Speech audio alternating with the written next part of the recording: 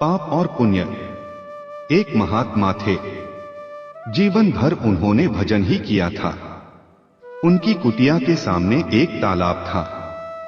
जब उनका शरीर छूटने का समय आया तो देखा कि एक बगुला मछली मार रहा है। उन्होंने बगुले को उड़ा दिया। इधर उनका शरीर छूटा तो नरक गए। उनके चेले को स्वप्न में दिखाई पड़ा। वे कह रहे थे, बेटा, हमने जीवन भर कोई पाप नहीं किया, केवल बगुला उड़ा देने मात्र से नरक जाना पड़ा। तुम सावधान रहना। जब शिष्य का भी शरीर छूटने का समय आया तो वही दृश्य पुनः आया। बगुला मछली पकड़ रहा था। गुरु का निर्देश मानकर उसने बगुले को नहीं उड़ाया। मरने पर वह भी नरक जाने लगा तो गुरु भाई को आकाशवाणी मिली कि गुरुजी ने बगुला उड़ाया था इसलिए नरक गए। हमने नहीं उड़ाया इसलिए नरक में जा रहे हैं। तुम बचना। गुरु भाई का शरीर छूटने का समय आया तो संयोग से पुनः बगुला मछली मारता दिखाई पड़ा।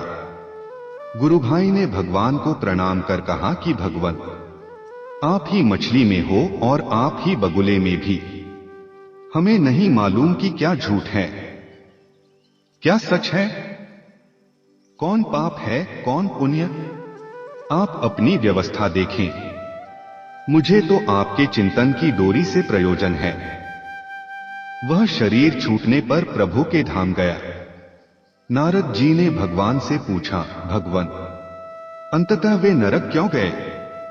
महात्मा जी ने बगुला उड़ाकर कोई पाप तो नहीं किया। उन्होंने बताया, नारद, उस दिन बगुले का भोजन वही था। उन्होंने उसे उड़ा दिया। भूख से छटपटाकर बगुला मर गया, आठ पाप हुआ, इसलिए नरक गए। नारद ने पूछा, दूसरे ने तो नहीं उड़ाया, वह क्यों नरक गया? बोले, उस दिन बगुले का पेट भरा था। वह विनोदवश मछली पकड़ रहा था, उसे उड़ा देना चाहिए था। शिष्य से भूल हुई, इसी पाप से वह नरक गया। नारद ने पूछा, और तीसरा? भगवान ने कहा, तीसरा अपने भजन में लगा रह गया, सारी जिम्मेदारी हमारे ऊपर सौंप दी। जैसी होनी थी वह हुई, किंतु मुझसे संबंध जोड़े रह जाने के कारण मेरे ही चिंतन के प्रभाव से वह मेरे धाम को प्राप्त हुआ।